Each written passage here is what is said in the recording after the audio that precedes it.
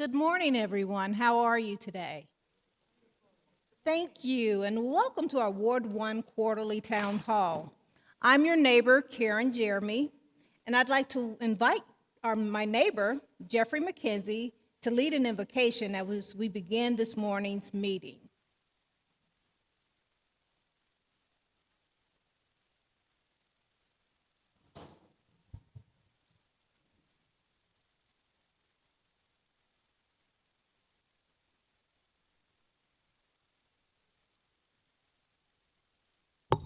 Good morning.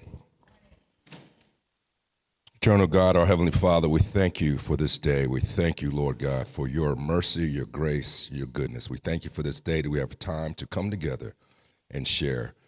We thank you for just your wisdom, your guidance, your peace, your understanding coming forth in this meeting today. I thank you, Father God, as we strive to make College Park and Ward 1 a place that you would be proud of, a place that's after your kingdom principles.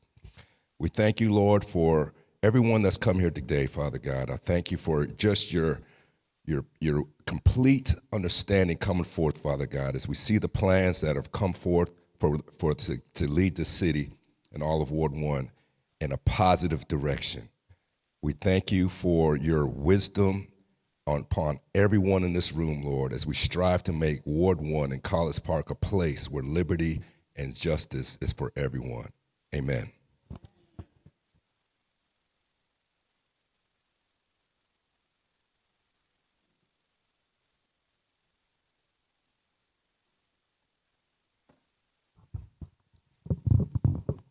Hi again, I'm Karen Jeremy, and I am the board leader for the DMO. And I'd like to welcome you by beginning by sharing a community sentiment. The heart of every thriving community lies within the spirit of collaboration and a shared purpose. When neighbors band together, our collective strength attracts hope and progress. We are reminded that each of us brings unique talents and perspectives, and those talents and perspectives create a rich tapestry of contributions that uplifts our community. Together, we tackle challenges with resilience, turning our obstacles into opportunities. We celebrate each other's successes, knowing that a win for one is a win for all. Our acts of kindness ripple through our community, inspiring others to join us in our mission as we do good. Whether it's cleaning up our parks, supporting those in need, our unified efforts transform our dreams into the realities. Our communities flourish, not just because of an individual's efforts, but because of the powerful synergy that comes from working together. In our unity, we find strength, we find purpose, we find a shared vision for a brighter tomorrow. In our unity, we find one ward, we find one College Park. Thank you. I'd like to also invite you to meet Bill Marks, who's going to be our moderator for today. Mr. Marks.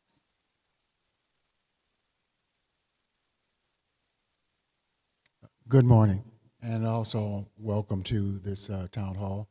On behalf of Councilwoman McKenzie, I've been asked to moderate today's event, and we will get started in a minute. Let me just give you the agenda. I can get the slide to move. So we've had the invocation and our welcome. And in a few moments, Councilwoman McKenzie will come up and we'll have several reports from some very exciting projects going on in the community. And after that, we will have a Q&A. So we'll have plenty of time for folks to ask questions, and hopefully everybody will get a chance to ask a question today before we end the session. And with that, I'll bring up Councilwoman McKenzie.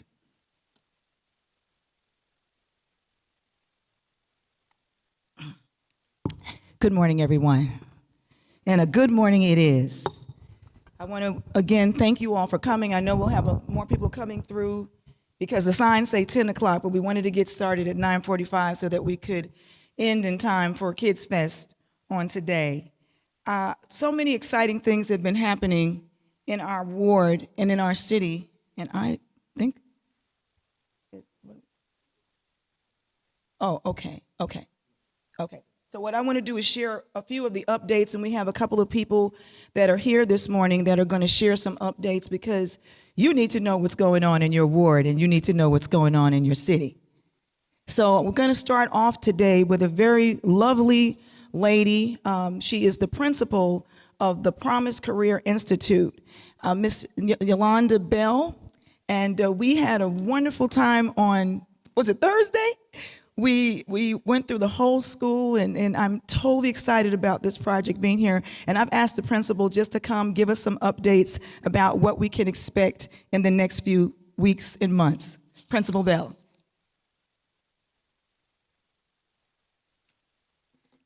Thank you, Councilwoman McKenzie.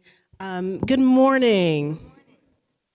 So, as Ms. Councilwoman said, my name is Yolanda Bell, and I'm the very proud principal of the Promise Career Institute, which is right here in Ward 1.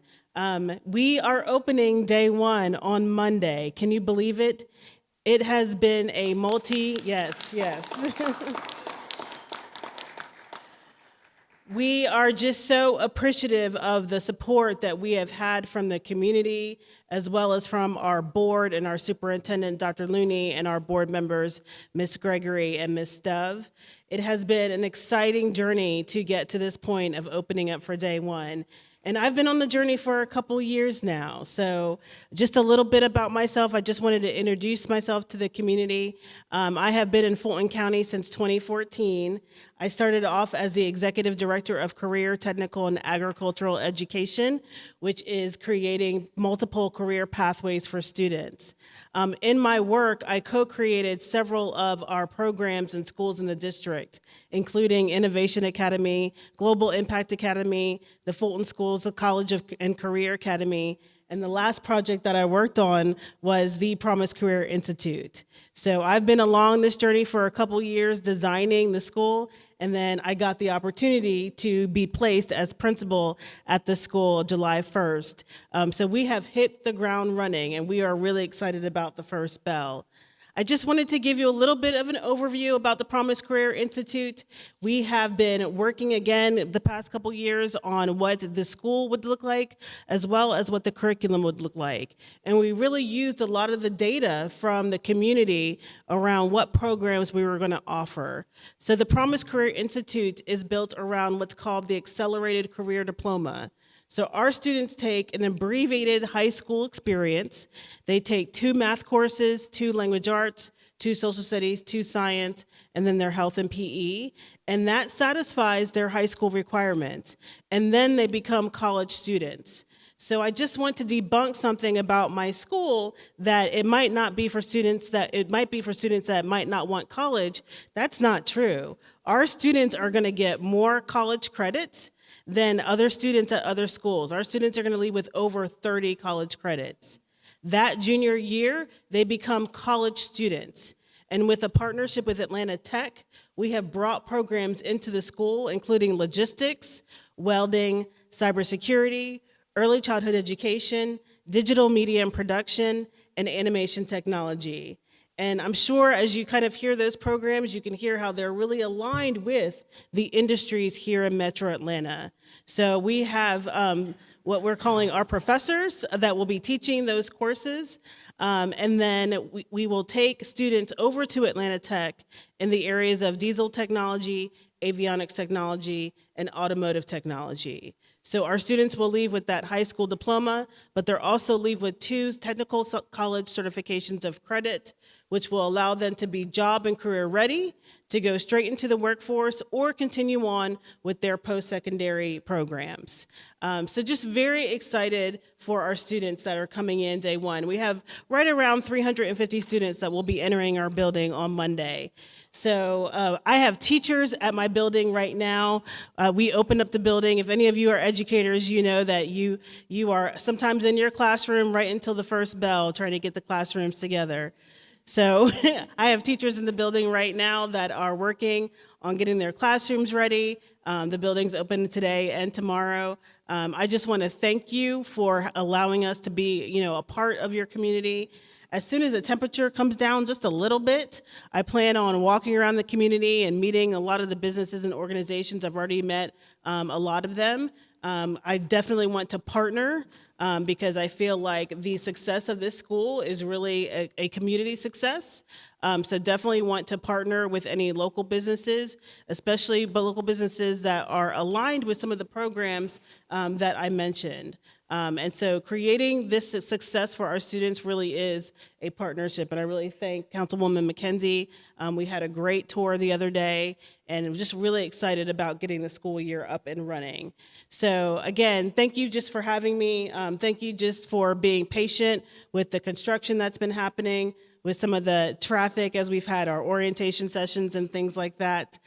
We will be good stewards of the community, and I am just excited for what the Promise Career Institute is promising our businesses, our organizations in the community. So thank you for having me.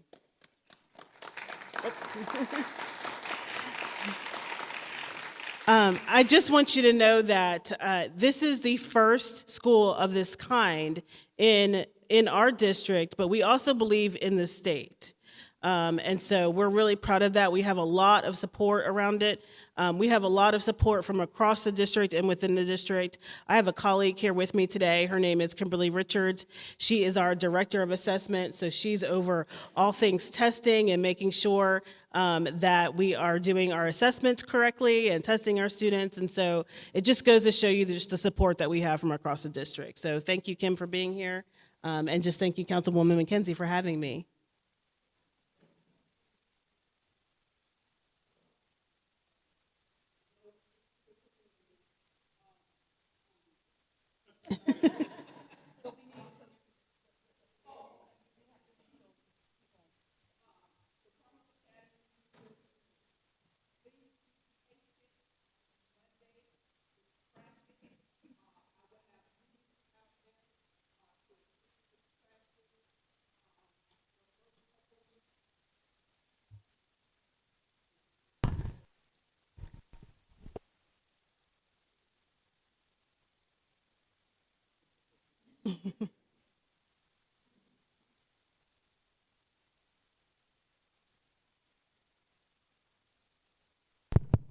There we go. Just piggybacking on what I was just saying, the Promise Academy is new to the community. We know there's going to be congestion with traffic the first couple weeks until the buses get to flowing and we get an understanding how things going. Please be patient. I will have units out there to assist. There's no need to call 911 non-emergency. I already know that there's an issue we're foreseeing, and I'm gonna have plenty of police officers out there to assist with traffic to make sure the kids get on and off the bus in a fast and expeditiously. All right? Thank y'all so much. And thank you so much. I appreciate that. Thank you. Thank you. I know you gotta get back to work. Thank you again. I truly understand. I was an educator for 10 years with Atlanta Public Schools, and these couple of days coming up before school, we are scrambling trying to get those classrooms together. But we do appreciate Principal Bell coming out, and we are going to be working with her. We've already discussed partnerships with businesses in the community, being able to provide the students that are in the school are taking classes during the summer, that they would have internships with local businesses to get that experience. So we're going to be working on a few projects. Thank you so much for coming. Oops. The next is the next item that we have has been a question for several of our residents over the past couple of years. As I was out in the community this time last year, many people were asking, what is going on Mercer and Main? What's happening with the old Pure gas station? Well, today we have some answers for you. We have Mr. Tom Dahlia, who is the owner of that property, And the city has been in a partnership with him over the past few years because there were contaminants in that property because it was a gas station formerly. And we did some things so that we could help get those contaminants removed from the property. So at this time, I'm going to ask Tom if he'll come up and talk to you a little bit about what's going on now with Mercer and Main and what you can expect in the next few months. Tom Dahlia. Hello, everybody. I'm going to stay close to this gate and, you know, if I have to run out of here fast.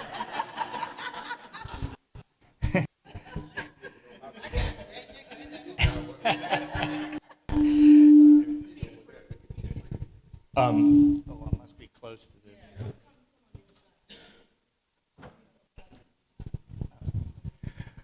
Well, we purchased the property 4 years ago, and partner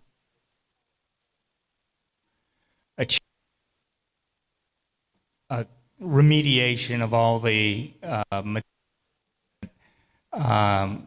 was left on the site by there was a dry cleaner on the site, and it left a lot of chemicals in the ground, and the gas station excuse me, was vacated and left gas within the tanks of the gas station. So that actually has taken 4 years to get to the point that next month we should have the final paperwork submitted. And it's primarily due to effects of the pandemic and the federal and state impact on the federal and state governments in their review time. What should have been a 2-year project ended up being about a 4-year project. So we are now, there was a new ordinance passed in the city which hastened our ability to go ahead and complete renovations of the house that's on Mercer at 1747 Mercer and the gas station. We had done work on the gas station. It's kind of a personal passion of mine. It is the first historic black-owned gas station in College Park. And we had spent, during the last 4 years, doing a building stabilization program, which meant we replaced roofs, we removed asbestos-bearing materials, we repaired the blue roof. There's still a little bit of that because of current operations out there. And so that's what's existing on this image here is the existing gas station and the house on Mercer.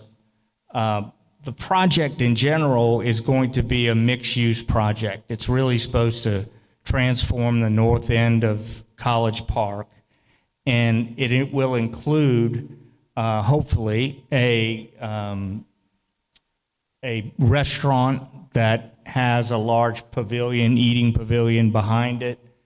The Mercer house would have a kitchen for that facility, and we hope to also have a bakery associated with that. The long house in the back is, the long building in the back is going to be retail space, and we're talking about 2 pop-up retail or gallery spaces in the trailers that are there. There'll be a large lawn area initially, which hopefully will serve as a place for weekend markets and word of mouth to get people interested in the site. The final phase would put another building right on Main Street, which will be retail on the lower level and 4 apartments on the upper level. So we'll get kind of permanent eyes on the site when we do that. So that's where we are. We are in the process of negotiating with an investor, and we also have a plan in place which we're going to be submitting to the city as a variance for parking on the existing concrete. We'll have to smooth out some areas, but park on that area so we can get the tenants focused on the gas station in the house on Mercer. So that's the overall plan. We have gone through the permitting process of the site, and we've consolidated all the parcels, so it's one site now. We've gotten rezoning of one parcel, and we have finished variances that allow for this specific plan. So that's it for now, and we're going to just continue on and keep the progress moving on it. Thank you very much for your time.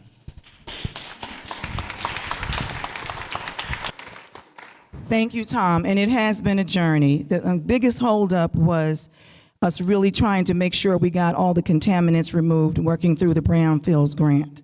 So thank you again, Tom. Are you going to leave that with me, or?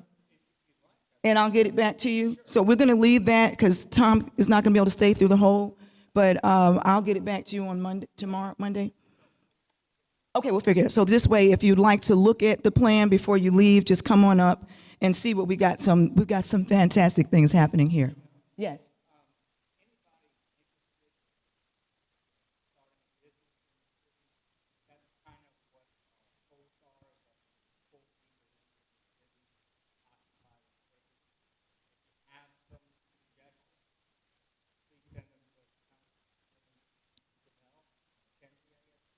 It's fine, either way.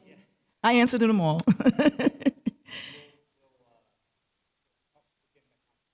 Okay.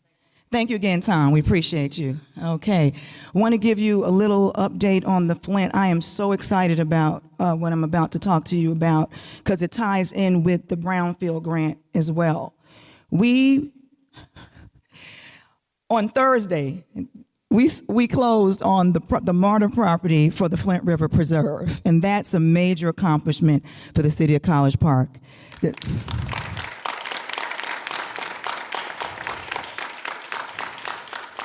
And this project is so special to me because I was in a women's club meeting about 7 years ago when Hannah Palmer came and introduced this concept of the Flint River to us and getting involved. And she had her book, and I went on the tour, and you could envision what we could do with this area.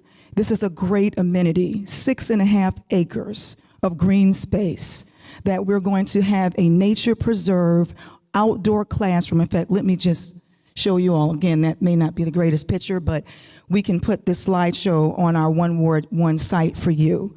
But this is huge. In fact, Thursday night, I was contacted by the Atlanta Beltline for already at our Aerotropolis because we have now connected ourselves and purchased this piece of property, shown the world that we're serious about what we're going to do in the Flint River. We, as a community, as the city of College Park is now going to be attached to the Beltline. Okay? Which is huge because anywhere the Beltline is, you see progress. All the things that we've been wanting as a community, at least for the 8 years that I've been here, we'll be able to see those things come into fruition. And so, as you know, at the beginning of this year, we did have a little situation where my council did not want to purchase that property. And fought like Dickens, used all my little charisma, and we were able to get our council to agree to go ahead with the purchase. We were also able to get a grant from the government for $500,000.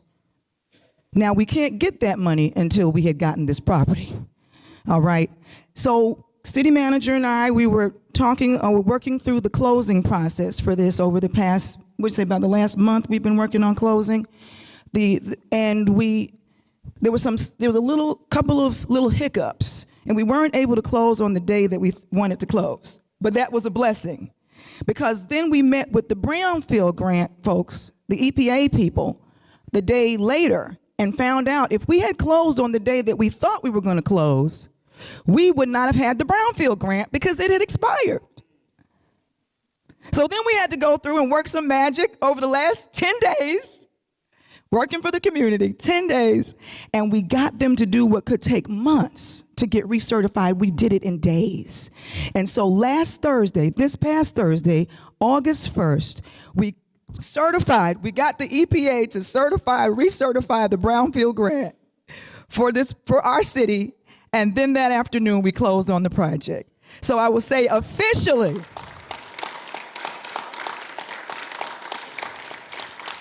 and the check has been written. Now, here's another beautiful thing.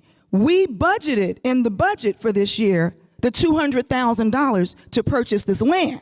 But now that we've purchased the land, when the $500,000 comes back from the government, that's going to go to pay for the $200,000 that came out the budget, which frees up $200,000 in our budget.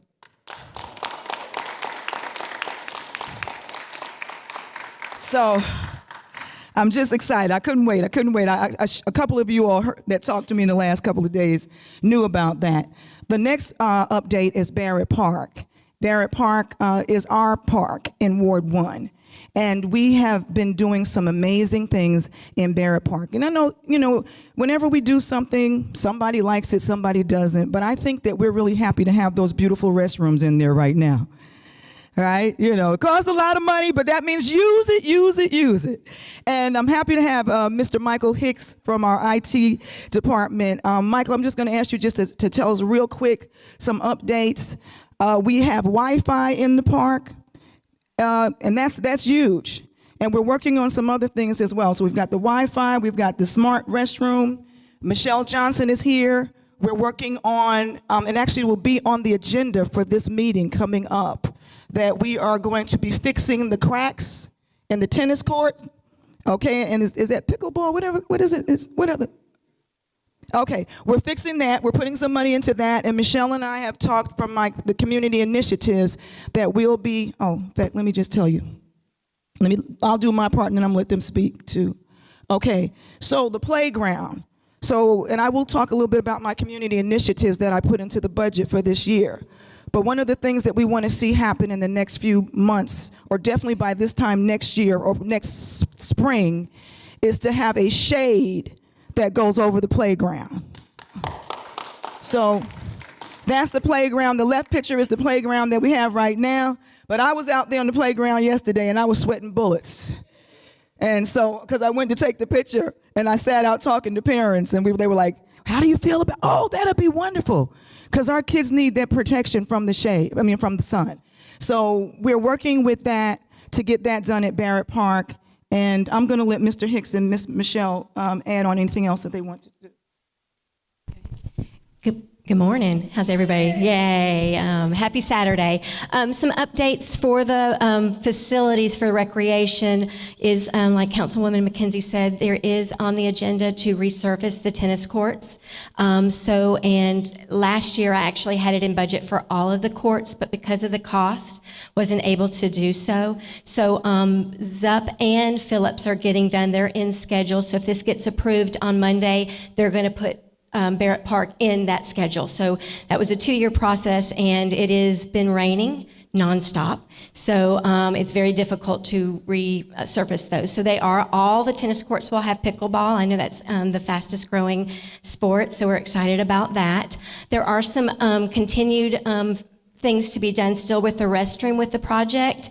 We're still working on some grading issues. If y'all have been out there, we worked on the huge hill and some runoff issues that we have been having that come from the playground. We put in a French drain. So there's still some issues going on that we're working on, along with some landscaping on the backside of the pavilions on the high hill that we'll have done. So there's still some funding left for the restrooms that we're finishing up a few projects. Some of that include the pavilions, if we can have that updated too, because they need some repair. And with recreation, I want to just kind of clarify, I'm over the facility portions with their athletic or any projects that we do that would be CDBG or anything with the parks. I normally oversee that with Herbert Humphrey with the approval through the city. For Parks and Grounds, they handle most of the rest of the parks, so it's kind of a split job, but we do work together. I get sometimes the complaints and we just work together on what needs to be done. That includes budget also. If there's something that needs to be done, we talked about the shade. Councilwoman Councilwoman McKenzie and I did talk about some projects. That was something that I was looking to add. I know when we did the survey back in the day on the playground, that was a huge impact, but those shades are really expensive. But we're excited that'll happen, and that's the goal too amongst all the parks, is to update the playgrounds. We do have funding coming, I believe, for CDBG for Phillips Park to do that as one of the biggest playgrounds, and then hopefully we can get Zup Park. That is in a flood zone. We did have funding planned for that, but we had to turn that to another area due to flood zone and wetlands. So if there's any issues, I always ask, please reach out. If I don't know the answers, I will turn it over to Parks and Grounds, Buildings and Grounds under Public Works, that they can help. We work hand in hand with them. But I'm happy to answer any questions. And then I guess we're going to talk about the restrooms, the project that we worked really hard on for the... Oh, what we will do, we're going to hold questions so that we make sure we have the time. Absolutely, my apologies. Right, so I'm going to ask that we hold questions, and let's ask all of our questions so that we have the time to ask questions. Sure, I've turned it over to Mike Hicks with the restroom. Okay. Good morning. So I'm happy to report that all the technology in Barrett Park is working.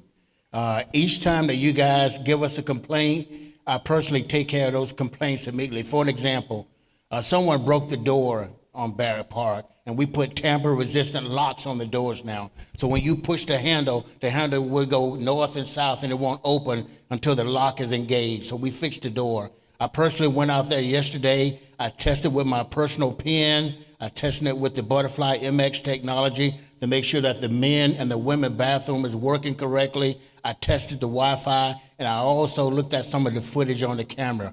So folks, Barrett Park, your park is ready. How many of you actually went out and used the Wi-Fi? Please use it. I walked the whole park. Matter of fact, James, the Wi-Fi comes almost to the street where your house is. We got a pavilion out near the street. I've used the Wi-Fi, so please take advantage of that. The bathrooms are working. So anytime you have a complaint, something's not right, please report it to Councilwoman McKenzie. We have a help desk ticket system where I track all of the issues that are going on in Barrett Park, and we try to fix those immediately. Last but certainly not least, how many of you have your own pen? Okay, we need more. Please go to the website, go to the College Park website, under my department, technology. We have a form called SAFE, S-A-F-E, Safe Access for Everyone. I kind of coined that phrase. So please fill out the form, and we will give you your own personal pen. So when you walk up to the door, put your pen in the men and women restroom, the door will open immediately. So please sign up and get your own pen. Thank you. Okay, thank you so much. Wi-Fi. I'm sorry, Councilwoman McKenzie. So the Wi-Fi, which is extremely exciting, Mr. Hicks and I have been working, this has been a goal for 3 years. We actually went for approval 2 years ago and had a company that was set up. We are looking at Wi-Fi for all the parks. So it is not just one, so it is in the budget. So I want to make sure that we, that was something that was very, I know as a mom sitting out and watching soccer, you might be in the car and you want to sit and do homework or do work or do whatever you want to do, but that was a goal that we have worked really hard on. So we're looking at the other 2 parks to actually get that Wi-Fi coming soon. It is budgeted and will be out there. So thanks, Mr. Hicks. Also, last little nugget, this is for Ward 4. I believe my contractor finished the Wi-Fi in Ward 4 yesterday, so I'm going to go out and test that for our residents of Ward 4. But thank you, Councilwoman McKenzie. Thank you all, thank you all. And we are working on some other things that we will be announcing in terms of making lighting for our trails, Wi-Fi cameras, that kind of thing. So there's a lot of things that we're working on in terms of technology for our city, throughout the city. I've got about 9 more minutes because I want us to get into questions. So one-way streets. This is on the agenda for this upcoming meeting. We did have the principal of Promise Institute come and speak with us, and as we know, you may not be aware, but we're opening up that school with about 350 students. Now, prior to the last few years that we had McLaren, we oftentimes didn't have more than 20, 30 students. I don't think it was more than 60 students. And so a lot of those students may have taken the train, but now we're going to have buses coming. In fact, the students that go to Promise Career, they will still catch a bus from the school that they are enrolled, they were originally. So whatever their school was, if they were at Tri-Cities or whatever, they're going to still go to Tri-Cities in the morning, and then they'll catch a bus from that school to our Promise Institute. So we're going to have a lot of buses, a lot of traffic, and we're still going to have pedestrians. And so we started looking at how could we make this process safe, because those streets that are running into where the school are, all of those streets were two-way streets. And you had incoming traffic going up the street. In fact, I'm going to just ask John Duke to come. John, will you come and talk? Because otherwise I'll be spending the next 9 minutes talking. What we have done is we've created one-way streets, and John's going to tell us why. Can you hear me? Yeah.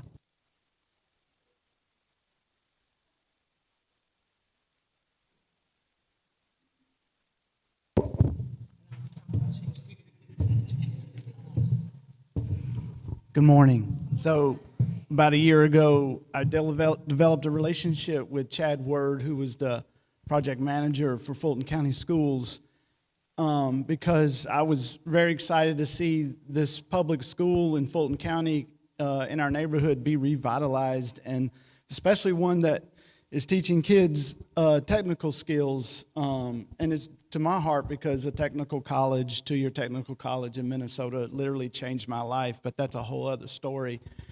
And so over the past year, you know, I've been a volunteer director of this really inside City Hall, working with the city manager, Marcus Robinson, Councilwoman McKenzie, because I also saw an opportunity not only for safety, because enrollment's going up, and to, you know, prevent traffic chaos, an opportunity to create a really nice welcoming place for these students, for us, for City Hall, to create a nice pedestrian zone area.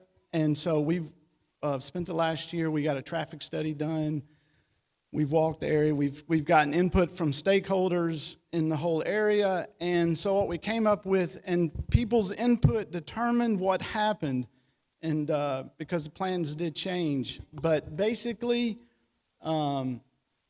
it's because of also what drove the changes is the fact that the school has a one-way exit onto Main Street, and they created that plan. And so we just sort of tapped into it so that we bring the buses into the school straight in down Hemp Hill into the school, and then they exit down their busway, or they can take a left before entering the school and go one way straight down Hawthorne back to Main Street as an emergency outflow. That street, Hawthorne, has parking on both sides. It's very congested. There was no way that you were going to get two-way traffic up and down that street with cars parked on both sides, especially with buses trying to go up and make a sharp left turn into the school. So that's how the process came about. I'll end there. I won't take any more time. If anyone has any questions, concerns, you want to walk it with me, you want to try to understand it better, I got maps.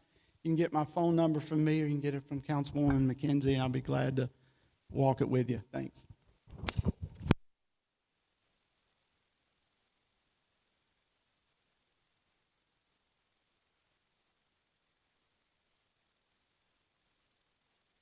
Some of the things that we're going to be dealing with on the first day of school. So we will, and I'm just glad that Chief's going to have some additional help out there, but we are creating one-way streets. So that's just, and John is available. The last thing that I want to talk to you about before we get into our Q&A today is some of the community enhancements. Before I do that, I do want to acknowledge some very special people that are here in the audience today. The first is the love of my life, the putter of my heart, my partner, a guy that I look up to, and I'm so proud to be his wife, my husband, Jeffrey McKenzie. Jeff, will you just, okay. Jeff deals with a lot. It ain't easy. I thought this for me, this job's not easy, but being my husband in a time such as this has not been easy, but he's been a source, my rock of Gibraltar, and I truly appreciate you, Jeff.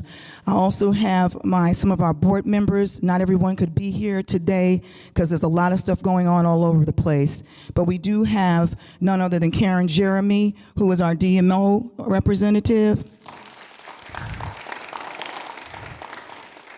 Mike Lindsay, our BZA. He's a right hand to me. I appreciate these are my right hands and my lefts. We have Miss Sakina Abernathy, who is our Keep College Park Beautiful representative, and she is representing today. We have Dr. Lethea Williams, who is our BIDA board representative. And they take a lot of flack, but they're doing a great job, and I selected people specifically who I knew could handle the job. They don't need me, but they just need the information to be able to do their job. So we appreciate them. Tangi Warrior is here standing in for my planning board member, who is Ms. Tina Hill, and just in case there are any questions that pertain to that today. And we have Howard Levinson, who is our technology. And Mr. Hicks, we need to still get with Howard and get that going on. So, and last but not least, we have an amazing group of staff who are here today. Thank you for coming out on Saturday. We've got, in fact, I'm not going to name staff, but if our staff members would, our department heads and staff that are here today, if you would just stand and be recognized on a Saturday. They did not have to come. We just asked if they would. And I just appreciate you, and led by our interim city manager, Dr. Emmanuel Adarian, and we are going to be leaving here. Many of us will be going on to Kids Fest. So we appreciate you and everyone, our community champions. If community champions are here, if you just raise your hand, our Ward 1. All right, thank you so much. And so now I'm just going to, just for budget reasons, when we passed the budget back on June 17th, a day I will never forget in my whole entire life, because I was in a city council meeting from 6 o'clock in the evening till 4:56 in the morning. And my husband was about to send the dogs out to find out where his wife was when I got home. So, but I put $994,000 of enhancements into the budget for 2024, 2025. And I want you to see what those were. Okay, I know this is small, but again, this whole entire presentation will be available on the Ward 1 site if you'd like to see it. And so basically want you to understand what we did in this new budget is there are monies that can only be used for certain things. And oftentimes those monies do not get used. And they are the monies from car rental funding, hotel, motel, and sanitation fund. And so we were able to address certain needs of the community and be able to do some things because the interim city manager asked every department to kind of do a reduction in what they wanted to have in their budget for the upcoming year. I decided as a council member that I would supplement some of those projects with monies that are not coming from the general fund to make sure that we could get some things done in terms of recreation, and I will go through those with you. One of those projects is the Price Barbershop project, which you all have probably seen the barbershop that's on Harvard and Conley, okay? And so we wanted to make sure that we developed that properly. That project is very important because that project represents a community of hundreds of families that were displaced in the city of College Park.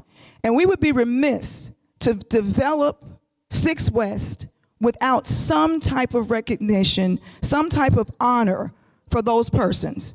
And those of you right now that are dealing with different things going on in terms of sales, and I know that's probably going to come up in some of the questions, you understand the importance of still preserving parts of your community. And so we had a project that a group of our citizens and I have been working with, started under my predecessor, and we wanted to continue working with them. And so we put $200,000 into that. It's going to be, the barbershop is going to be turned into a museum. There's a house next to it. We've already started the process of getting historical markers, and not only historical markers, we're also looking at getting it zoned as an historical landmark. And that means that it can never, ever be moved. All right, we know because we did that in the city already. So that means that history will be preserved in College Park for perpetuity to remind us of what was there, the community that was there. So when they drive by, they'll still say, well, this is where we used to live. That's the barber shop. And so I put that into the project. And if you will notice, that money did not come out of the general fund. That money came from hotel motel taxes. And again, there's certain things in the budget that can only, when we start talking about and salaries and that type of stuff, that's not, you can't pay salaries of this nature with hotel motel tax. It has to come out of the general fund. So we did not have to cut any salaries for anybody. We didn't have to freeze anybody's positions in order to do everything that I'm talking to you about right now. We also are looking at turning the depot that we have on Main Street into a gallery. In fact, one of our first projects there will be the 6 West project, where we'll have pictures from the 1960s and what used to be there, black and whites, and it'll be a whole, and then we will have gallery artwork from different local artists. So we'll have different things going on in that depot, and it'll also be an opportunity for our Main Street businesses to be able to sell gift cards. We can have gift cards. We can have College Park, garb and all that stuff. So that's $100,000 that we'll be looking at. And also behind that, the depot is a nice entertainment space. So even looking at having that space being used for events, I should say events, not entertainment. We also, which Michelle Johnson was happy about this, is that we put money into the Conley Recreation Center, $100,000. We put money into Brady Recreation. Where is that? I don't see that somewhere. Y'all see it? Okay, I see Brady Trail. Well, I know we put money into, Michelle knows, we put money into our recreation centers, okay? Our recreation centers do need some upgrades. One of the things that you're gonna notice happening, should my council, even though the money's there, council still has to vote to move forward with it. One of the projects that we have is our Badgett Stadium is very badly in need of that track being resurfaced. So Michelle and I have already kind of talked about a timeline for getting that. We've got to get the bids, and now we have a procurement person so we can start moving forward with getting some bids, getting some RFPs out so that we can start doing some of the things we want to have done. The City Hall lawn improvement. We're going to have a beautiful commons. And if it's up to me, I'd like to have the City Hall lawn dedicated to our veterans. We already have several monuments that are war monuments or monuments for the Air Force, Army, and to really turn that into a veterans lawn, but it also be our entertaining when we have different arts events, when we have music, how we've been using it now, but making it even more beautiful. We want to make Hateville, in fact, those of you that are watching from Hateville, eat your heart out, because College Park is coming for you. You ain't seen nothing yet. All right, so we talked about Barrett Park. We also needed some, those of you that are on Main Street on the weekends or whatever, we don't have a light over there by where Nouveau is in the old shoe shop, so we're gonna be putting a flashing crosswalk there. We do, I'm full-time in terms of, I've made a full-time commitment to this city. And I believe that my ward deserves nothing less than that. But it also means that I've got so much stuff going on that I need some help. And so I have brought on an intern. The intern is also the person that's going to learn, but also they help. And we have our new part-time legislative assistant is here, Ms. Dee Dee. Would you just raise your hand? She just started working for us. And Dee Dee is local. She lives in Ward 1. I think we should be an equal opportunity employer, but we should start, charity starts at home and then moves abroad. Okay, and community assistance. Those are the programs where we will be bringing in outside organizations to do things that the city ourselves would like to have done, but don't have the ability to do. And so you'll be seeing different projects that will be coming up throughout the year that we will have this amount of money that we could do those projects. And we have a youth in camp and mural. We want to have more murals throughout the area. There are grants as well that are available for that, and I've been talking to Fulton County Arts Council about what they can do to help us get more murals. But we just want to have a beautiful place because we're beautiful people, right? Y'all should have clapped your hands on that one. Okay, well, that's it. I'm going to turn this over to Bill Marks, and he's going to tell us how to move forward with the rest of where we're going for our Q&A. What you need?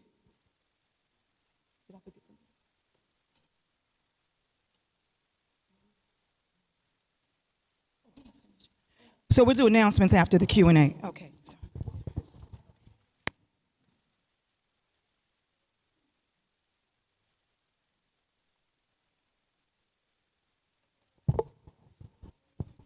Thank you, Councilwoman McKenzie.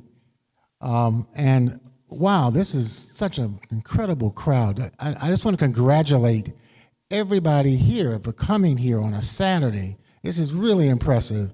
This is how democracy works, right? God bless America. This is an amazing, amazing crowd here. And because of that crowd, and I know Councilwoman McKenzie was going to agree with me here, we want to give everybody an opportunity to ask a question of Councilwoman McKenzie or anyone else who's spoken today that's still here and can answer a question. And so we want you to have one, I'm going to call on everybody. We're going to bring you the mic. You just raise your hand. But you kind of get one question first until we get around to everybody that wants to ask a question. And so I'm going to ask folks to please don't ask a follow-up because we want to give everybody a chance to ask a question. And we only have about an hour or so to do this, and we've got a lot of folks here. Again, congratulations on that. So let's get started.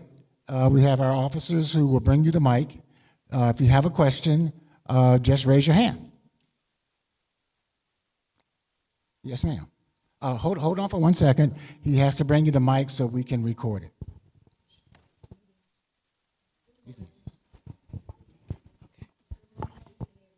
Good morning.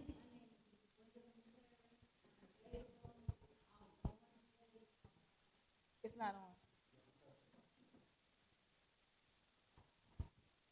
Was that the one John was having trouble with? Same one John was having trouble with.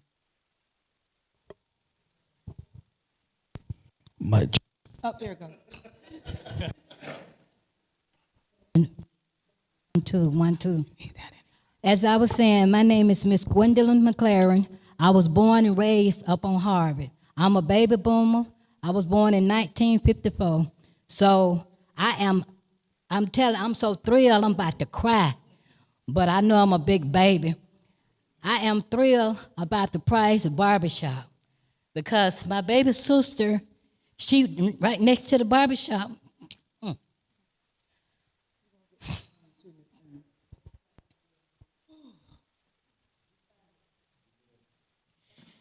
Hallelujah. Hallelujah. My baby sister, she went to the daycare. And it brings back so much memory. Because as I stated, I was born there. I'm just going to say I'm so happy. And I'm so thrilled. I am so thrilled because I don't want them to tear the barbershop down. Like I said, my dad died in 1967.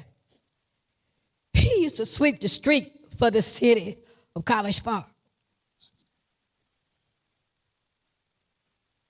I'm so sorry. It's my home. It's my home. And I ain't going nowhere. Even they come through with a bulldozer, I'm going to still hold on to the bulldozer because I ain't going nowhere. Thank you all. I love you all. We love you too, Miss Gwen.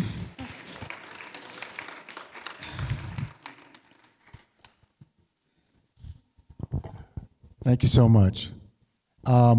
Next question. Any other questions? In the back.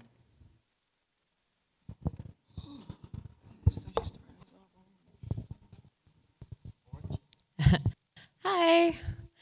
I'm so excited that you guys are going to historically preserve the Price Barbershop too. I do think that that's just so important. The other thing that seems to be needing to be preserved, because I think our citizens, like our population is too small to demand some of the state protections, are green spaces. And so I was wondering, do we need to go about an investigation, kind of community-led, into making sure that we can preserve our green spaces for the future? Do you want me to answer? That's a question. Okay. Yeah. Okay, so what are we doing to preserve the green spaces? Is that the question? Just want to make sure I want to just make sure I'm hearing you correctly. I knew you made a statement, but I also wanted to make sure. Sure. I mean, it's no secret that a lot of people, Bill Evans, sorry, it went out. Well, and maybe we're coming to it, the hot topic, right? Up there. and I think, and feel free to correct me if I'm wrong, but it seemed like the state protections for green spaces do not apply to us because our population is too small. So with that in mind, and this being a hot topic and the community obviously caring deeply about our green recreational spaces, what can we do in the future to preserve spaces? Well, one of the ways we begin now, I can answer you based on my knowledge, and maybe there's someone that's staff that can do better. What we're doing right now, when community comes together and you have to make a request, we have to make our voices heard on what we want. So that's the first thing, because remember, the persons that you elect are there to represent you. Can't represent you if we can't sit down at the table with you and you can't sit down at the table with us, if you can't share what your voice is. So I would say the first thing is to let it be heard that this is what the desire is. We also have a challenge here, specifically in wards 1 and 2 in the city of College Park, if not anywhere else. And that is that because we lost all of those, we lost practically 240 acres of what could have been used for, what was originally used for residential, and it is now restricted. And so we say we want the Whole Foods, we want the different kinds of restaurants, we want this, but we don't have the population. And we don't also, aside from the population, we don't have the median income that some of those places require. And so development is necessary in order to bring more people and more productivity demand. So the challenge is finding the areas where we can develop, but yet still preserving the areas where we do not want development. And back to what you were saying, and is that, I think I've answered it, is that community involvement can lead to the changes in legislation. And also being able to identify areas that we can develop and still meet our goals without having to remove green spaces. It just happens to be a lot of the green spaces are the areas. And you're right, Grace, because of the population, again, as long as you keep a population this low, a lot of things do not apply to us. So as our population increases, the application of what can be done in terms of parks and recreational facilities begins to change. It also has, for instance, the Flint River Preserve Project, all right? If we want that to remain a green space forever, we also can have built that into the deed. So that's another thing. As we're selling or we're creating these properties, you build it into the deed that this will only be used for whatever, for perpetuity. So hopefully that's a good answer, because I'll go on too long and then people won't have a chance to ask questions. Thank you for that. Any more questions? Gentlemen over there.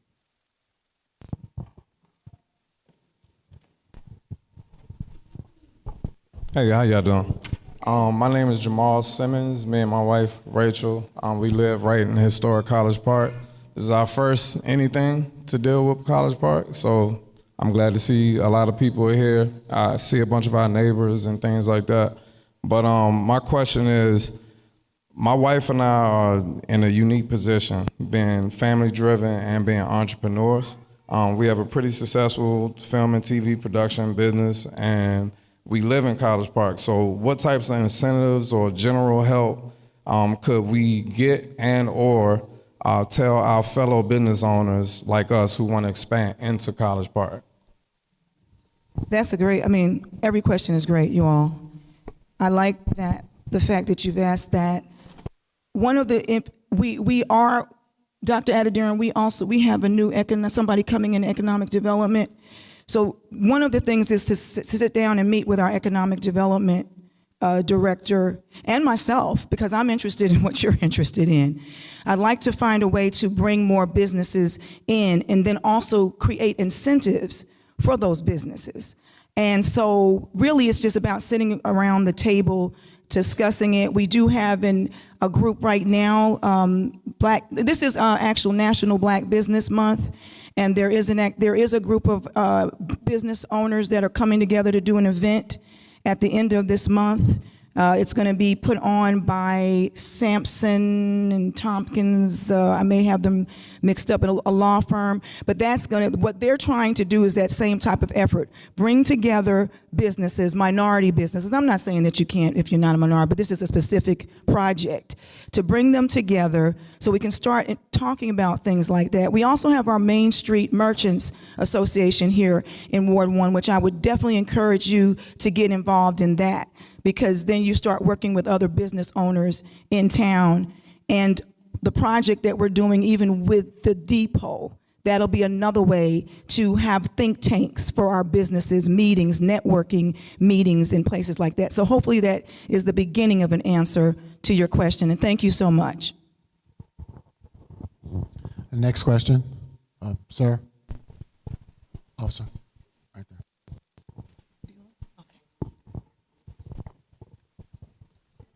Good morning. It's not, is it on? Hello? Okay.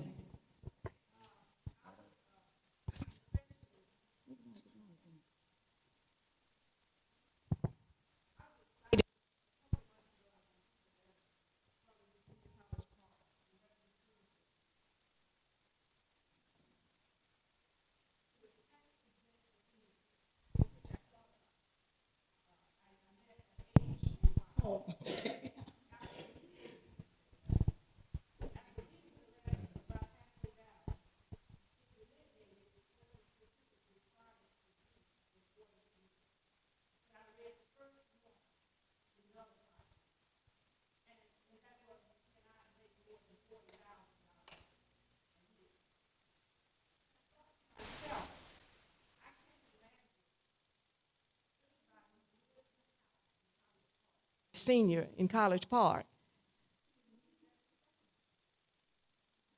What's the purpose of putting the letter out if it doesn't meet the requirements of at least some of the citizens here in College Park? I can't imagine anybody on road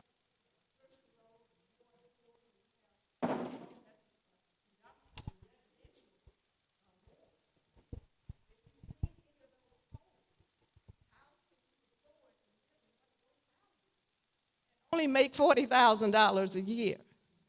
So it seemed to me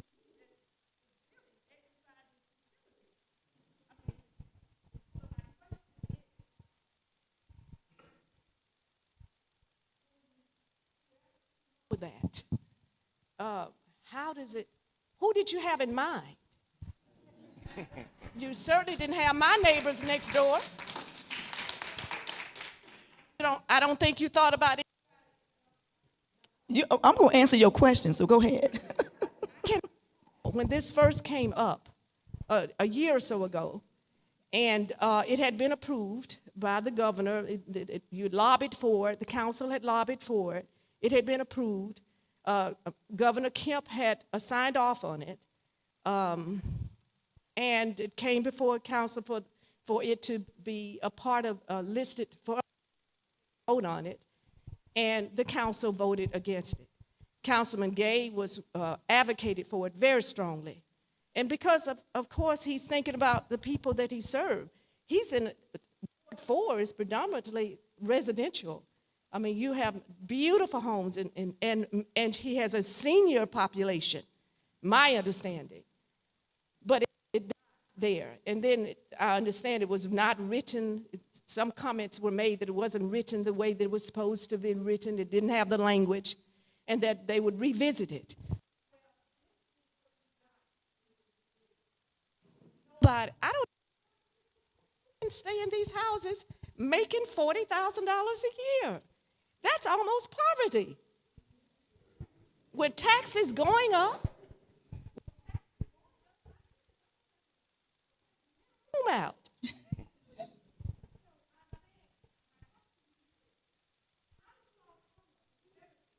How did you come up with this cap? How did you determine? Okay, good question. To make sure that that this can be used. Well, very good question.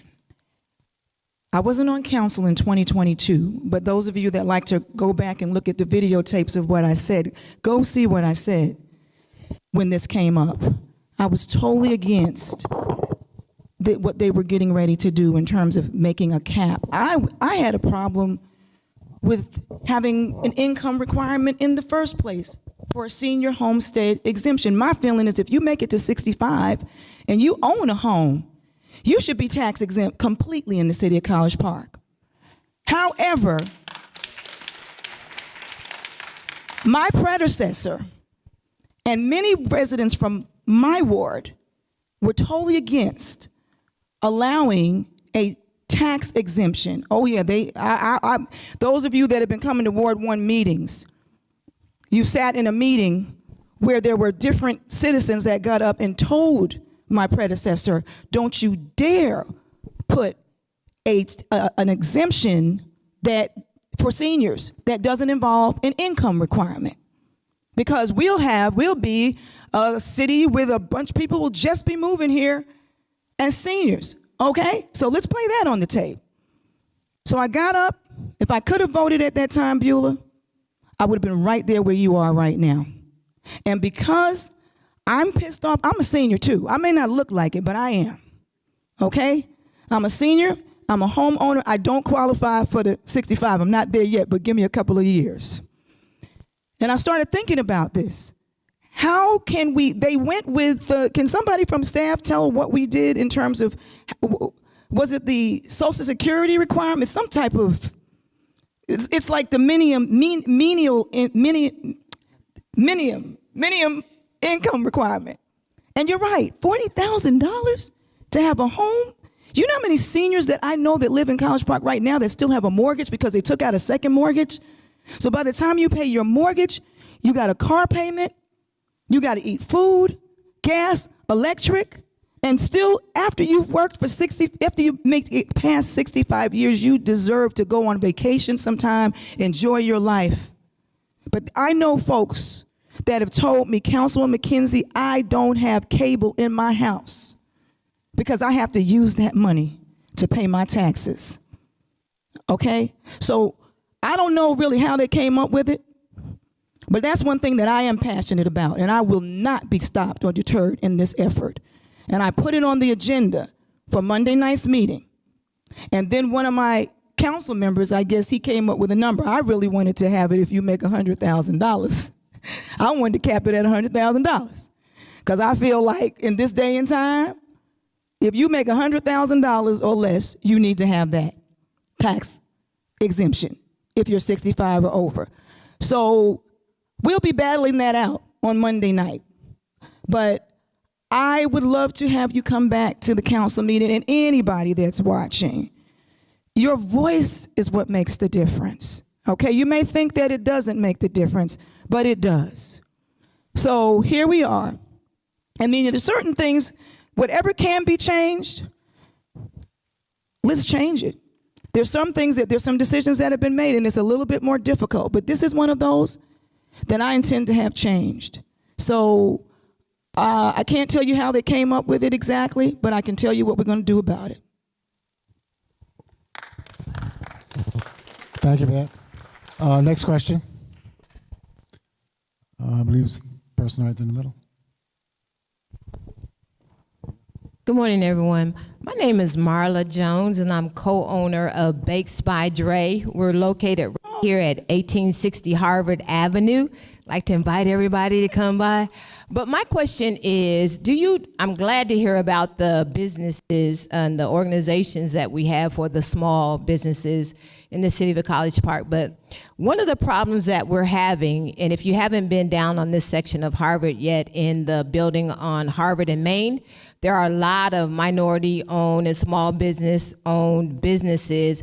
The problem we're having on Harvard is that we're having trouble getting the people that are on Main Street to know that we're there. Main Street has beautiful streetscaping, they have beautiful pole lighting, and so it's a very attractive place. But when you look down Harvard, it's like there's nothing to indicate that there are businesses on our side of that particular area. So I was just wondering if there's any plans for streetscaping, or if I can talk to somebody in the planning department maybe about something like that, because we really feel like we could get more people to turn the corner. That's all we're trying to get them to do, is turn the corner and visit some of our businesses that are located right on Harvard. Yes, and I'm glad that Sakina is here, John Duke is here. We have been talking about ways that we can really, things that we can do with the streetscapes. Even having signage, so if somebody's walking down Main Street, there'll be a sign that'll say, turn left in a quarter of a mile, or, 50 steps, and have some of the businesses advertised. We're also looking at ways that we can beautify the entire strip called the Main Street Strip. So that is that's in fruition. We need economic development in the city to work with us. That's also a project that our Main Street manager would get involved in. So I would, if you could at least reach out to John who spoke to us, or Sakina, before you get out of here. Let's get your information. Let's get it going. Okay, well, all we just need is bodies. We need voices, and then we need bodies and continued revenue. Okay. Next question.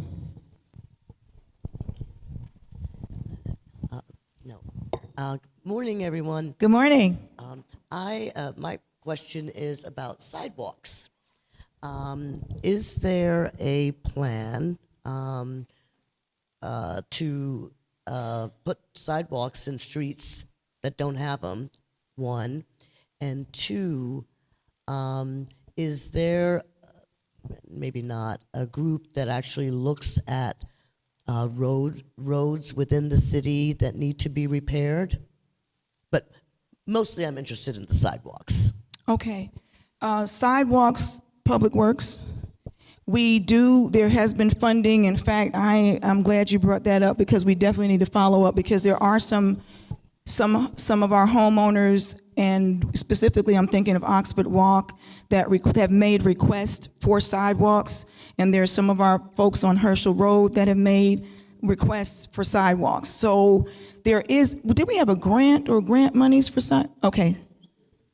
It's still in the works. So basically, just reach out to me, send me an email, because you do have some folks that don't want sidewalks. So sometimes when we start talking about sidewalks on the street, we have to poll the neighbors. So it will also be helpful if you're looking at having a sidewalk, talk to some of your neighbors, as well as get the message to me. And to me, it's a safety feature as well. It's what sidewalks provide for us is safety, but it also is health-wise, because you're more likely to walk if you have somewhere to walk that's safe. Okay. We got a couple more in the back. I got you. Maybe the purple. Okay. Okay. Hello, everyone. Hello, Councilwoman McKenzie. Good morning. Is it still morning? Yes. I'm a little late getting here, but I just want to, I don't know if it's been said or not, but I definitely want to commend you on last weekend. Such an awesome event. That's the most people, and since I've been here in 45 years, I saw that many kids besides when we had that track program over there at that track. So I thought it was a big deal, bringing everyone that you brought together, giving back, uniforms. I never seen that before. And such a build up character. And I heard a lot of parents saying that, God, this is so important. And it's a big deal. So it was a big deal and was a big deal to me. I was late getting there, but I did bring my grandkids out to experience that. So what I say to you, continue doing the positive things, especially as you was doing when you was with Ignite, giving back to the community. I know how big a deal that is. It's a lot of work.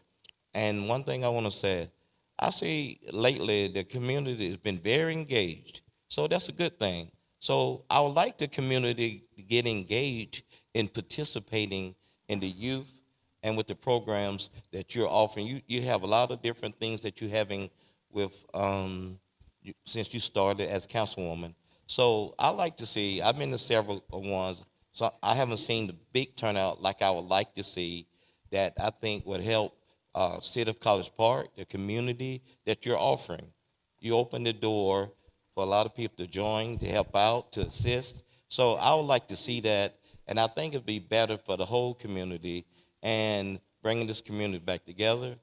I've been praying for the city, for things for us to come together. It's been very divisive and divisive, and there's no need speaking on that. I want to go forward.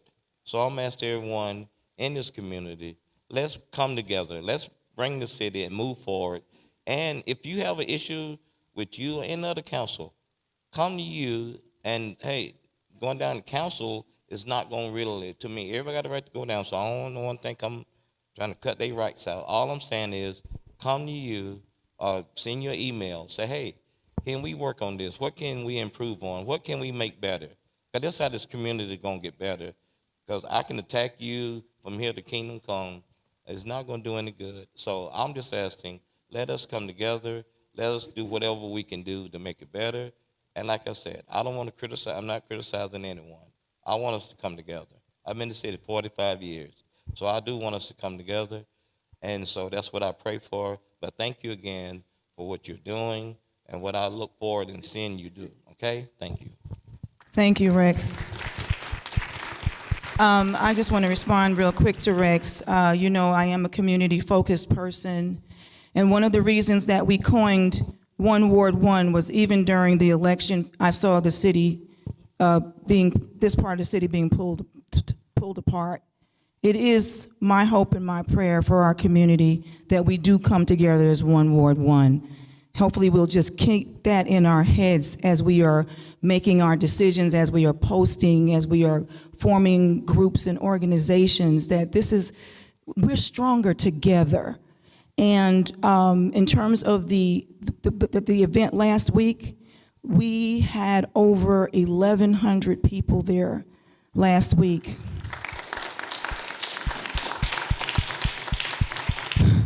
We had activities for everyone.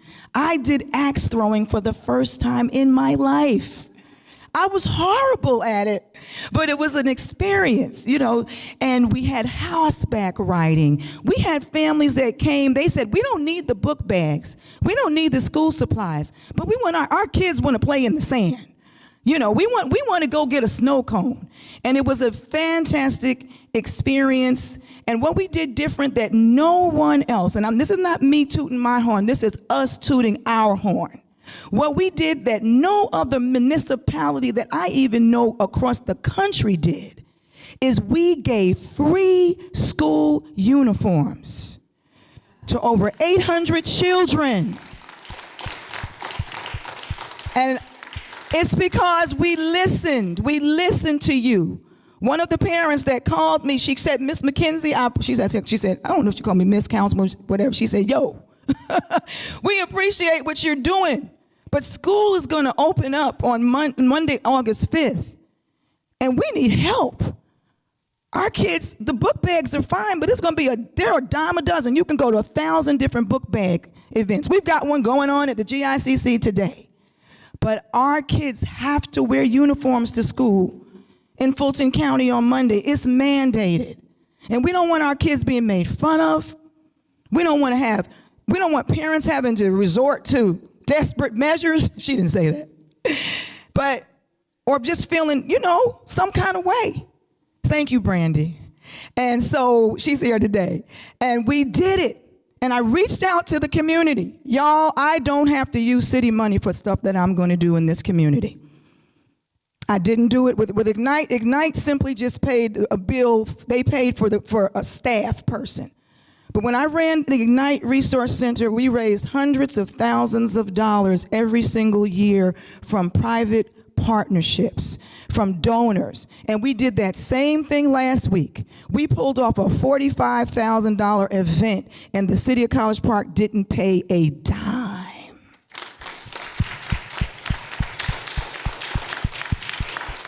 And that's how we're going to roll. That's how we're going to roll. Like I said, there are a couple of things we got that have city money on that incentive, but if I can help it, I will be working to raise the money so it doesn't have to come. We'll just leave it right there in the budget. And that's the way we're going to do it. That's how we take care of our community, when we take care of ourselves. We got to stop looking at government to do everything for us. These folks that are working and making money off of our community, they want to give back. All we got to do is have somebody to ask. Okay. I'm sorry. You just got me off my soapbox. Go ahead, ma'am. Good morning, Councilwoman. Good morning, Julie. I have a question about revenue and who's in college and college in Victoria. There are potholes that have been and when a trailer goes down in front of my house, it literally sounds like fireworks are fixed. Dr. Adedarian.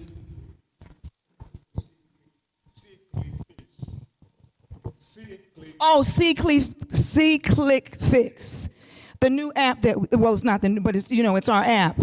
Put it in there and it'll go directly to it needs to go to. Because again, there's this term, the squeaky wheel gets the oil. So we don't always know about things that are going on, but if you call it out, we can get it done.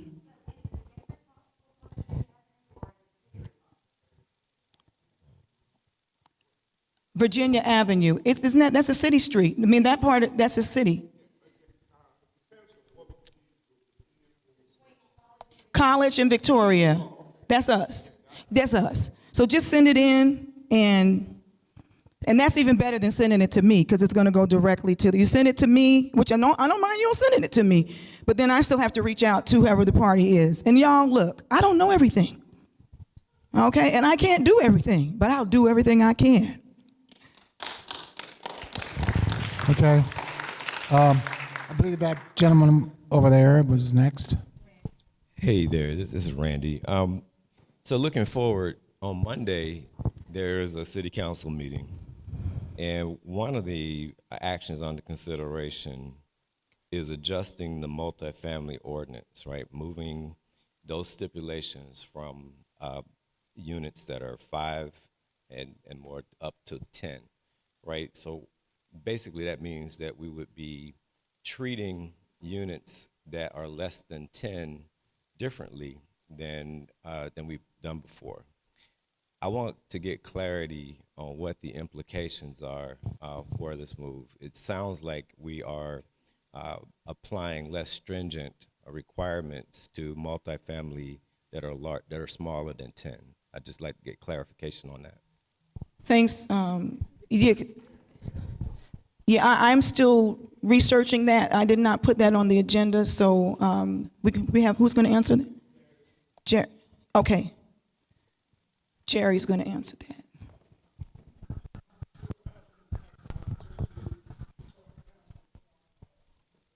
City manager about it, but it would.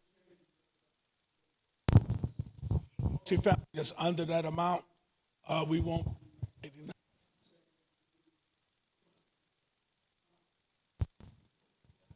Yes. So basically, I have to I have to still research that. Again, I didn't promote it, but it's good to hear that you have a concern. I believe the lady in the back. Thank you for answering that question. The gentleman in the back, was it Jerry? So this is important. Our council person may not understand all of the implications of that change, but I think Jerry did underscore that it is going to change the demographics for our city to have less regulation over units that are 9 units or less. That is a big deal. And so people, please come out to the council meeting, speak your mind on that issue. I encourage you to look at the agenda for this upcoming council meeting. There are lots of items on concern of the agenda this time. So please come out and speak your mind about those. I think oftentimes folks aren't looking at what's up for discussion. And oftentimes there are items that are added to the agenda that are not released ahead of time. And it's some important surprises that come up as well. So please take the time to go to the website and view the council agenda for the 5th. Thank you. But the gentleman here, I'm sorry, I apologize that you had a... That's okay. Love that voice. I usually don't need this. Huh? Oh, we just so that the people that are watching can hear it. Yeah. It's going to. Kenzie, I'm gonna ask you something a little bit sensitive, because I believe it's the elephant in the room that everybody's waiting to attack or at least look at you crazy about. First, as you were saying that we need everyone's voice and to come out and to be heard and talk to your council person, I know you get a lot of criticism because folks are saying that they can't reach you, they can't touch you, they can't call you, you don't return, you don't this. And because of a lot of that, you are also facing this recall thing. And personally, I want to know, how is that affecting you personally? How are you moving forward? And how do you address those who say that you're unreachable? Because I see they can ask questions now. Thank you so much. Well, one thing in terms of me being reachable, this is actually my 6th community meeting that I'm holding in 7 months of being an elected official. We have had meetings practically every month. I've had a meeting. We took off the month of July, right, for the holiday. And but we have had some type of community meeting. We set up a community roundtable for stakeholders, for persons. We invited organizations. I invited the Women's Club. I invited the HCP&A, all the different organizations in the city, so that they could be a part of the stakeholders roundtable. Some of them refused to come, okay? We've had these meetings, which are the opportunity. I have office hours where I've had meetings with several people here. So the accessibility is there. The issue is my private Facebook page is my private page. And we call it Facebook Friends. So it is a page for people who are friendly. But in terms of all of our other pages, they are open to the public. We have a blog page, and that does not take comments. But I have Jamel McKenzie for College Park. You can put whatever you want to put on there, my political page. So the accessibility is there. The email, if I don't get into a long response, I tend to acknowledge. Normally, 99% of the time, if I receive your email, thank you, you've reached us. We have ways that you can reach us through our website, and we do respond through the website. We send out monthly newsletters, giving people updates on what's going on. I don't know how much more you can do on that, but if there's something else that I can do, I will. In terms of the recall, I won't comment that much on it, aside to say that I did publish a public press release on yesterday regarding the fact that all of those charges, aside from being frivolous and false, do not pertain to being able to recall a public official. And it will play out. It'll play out on its own. But I would say to people, talk to me, come to the meetings, hear from the horse's mouth. Hear from the horse's mouth, but hear the horse's mouth at the same time. I think the thing that's the most disappointing is that we tend to listen to what other people are saying rather than coming to the person. If I shoot you down, if I act ugly or disrespectful, I still would love to see the people that say that I've intimidated them. Okay? If that is who I have been portrayed to be, find out who I really am. I care about this community. The biggest thing, Demetrius, that I can say is that my heart hurts because I love this community, and my husband, we love this community. We moved here 8.5 years ago, and it was the friendliest place we've ever lived. We were embraced by a diverse community. In fact, my brothers and sisters right now that seem to have issues were the ones that reached out to me first. Then I got to know more of this community, and I wanted to work. And I worked. And so it's not, there's a disappointment because I see a community being torn apart over rumors and allegations. You're not gonna like the way I vote all the time, but I guarantee you that there's somebody that does like the way I vote, because I am gonna hear from the community. There are certain things that I can't discuss with you before I vote, and those are some of those hot topic issues. Sometimes I have to make a decision because we call this thing called executive session. Anything for executive session cannot be discussed publicly. So I have to vote on things, then I hear your voices. And when I've heard your voices, I've done what I could do to remediate those things. I have admitted that I'm not perfect. I have admitted that I have been 3 months in office and people were threatening recall after I'd only had 6 council meetings. So I'm disappointed that I see a standard that started before I even got sworn in being done. And when we hear about people wanting to move from out of this community, a beautiful community, let's just make it better. Let's stop the propaganda. Let's stop the falsities. And let's get to business and make our ward what it needs to be. Okay, thank you very much. Next question, yes, sir. Councilwoman McKenzie, we, I believe, have 17 vacancies, 10 of which are department heads. I want to know what is being done in way of the recruitment effort. It seems like they are very key positions. Who's running our city? Our tax dollars are being collected, but we seem to have several vacancies that have not been filled.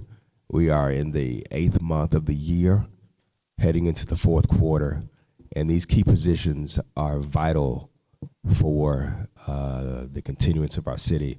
And we don't hear what's being done, the recruitment efforts. We should have a status report monthly on that. Please advise. Thank you, James. Very good question. I am not sure there's a number that has been circulating that was circulating on a petition about 17 staff positions and contractors. We only have about 17 departments in this city. So if it was 17 department heads, that means we wouldn't have one in the city, period. Okay, 10. Okay, I thought I heard 17. So basically what is being done, to respond to your question, is we have a executive search firm that has been for the last 2.5 months working on this. It even includes the search for a city manager. Practically every department that we have that's open right now, we have a search going on. And I'm very proud to announce to you that what we decided to do, since it was still difficult. Okay, look at the situation. People keep seeing College Park in the news depicted in a negative way. All right, let's just think about this for a minute. There's citizens that are constantly saying this city sucks, this government sucks. All right, who wants to work here under that situation? So we're having trouble finding folk, one, because folk keep complaining the government is corrupt. Who would want to work for a government like that? So we have the challenge of identifying persons that would want to live in this city, let alone work for this city. But we have a firm, and so what we did is we pivoted. We said, okay, we can't get the situation right and get the kind of quality persons that we need to interview, so why don't we do this? Let's get some interims.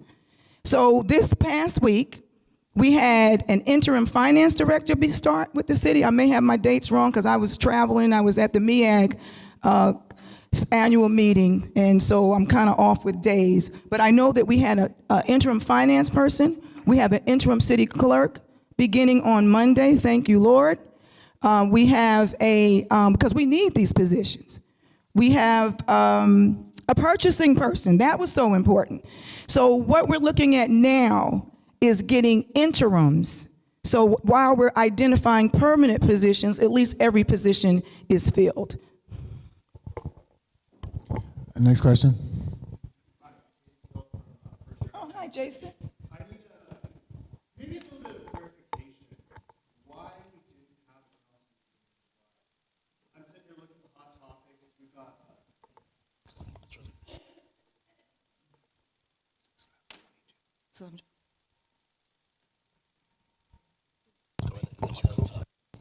these things are way too smart for me. I'm looking at this board. I see 3 hot topics that have been in flight since March, a couple weeks ago. We skipped a meeting. We had one holiday that was 1 day. We skipped the holiday.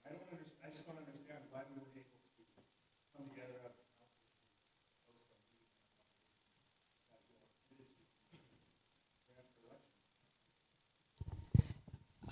We normally only have one meeting. Again, you're talking to somebody that's been in now for 7 months.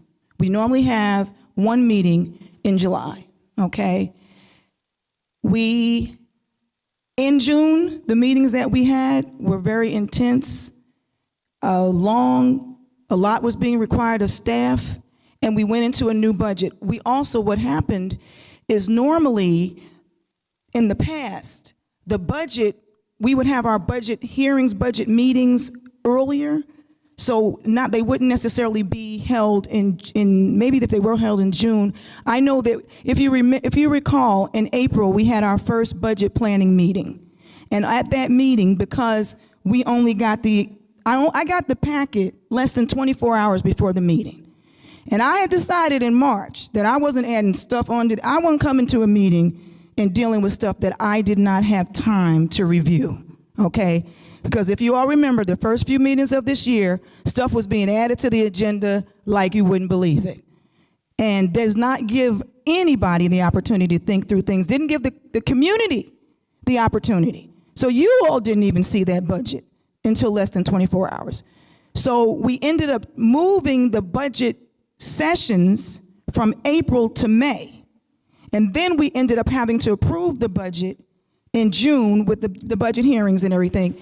So now you approve a budget, you got to implement it in July. And that's another reason I believe maybe July is a month that we only have one meeting, because you're really trying to give the staff the chance to move into the new fiscal year. It was suggested by one of our council members that we give the staff the opportunity. This was not about council members. I understand what I signed up for, Jason, and I'm willing to be at every single meeting unless there's some reason that I'm not capable of being there. I understand that. So it was not a council-driven decision. It was a decision based on giving staff members additional time, so when we have this meeting on August 5th, we don't have any excuses. We've had time to move into the new budget year, make whatever changes we need to make. So, and it wasn't initiated by the city manager either. It was the staff, it was for staff purposes, and then the council agreed. Yes, sir. Well, oh no, wait. My concern is, she mentioned earlier that the next meeting is a very large agenda. And you discussed your last meeting was 10 hours. By skipping, you just created another situation. We're going to have a long meeting because you can. That's my concern. Okay, that's fine, sir. We'll answer your follow-up, but again, we're almost getting kind of close to the time, so we're just trying to let everybody have a question, but it's an important question, so we'll follow up. You want me to answer the question now? We've been doing a lot of things in this city that aren't exactly the best practices.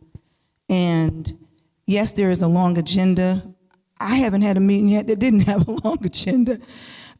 So we will deal with the agenda in terms of if we find in the future that we're going too far or too long in a meeting, some things will be tabled to the next meeting.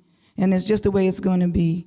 Because, no, we shouldn't be having to decide 1,000 things at a meeting.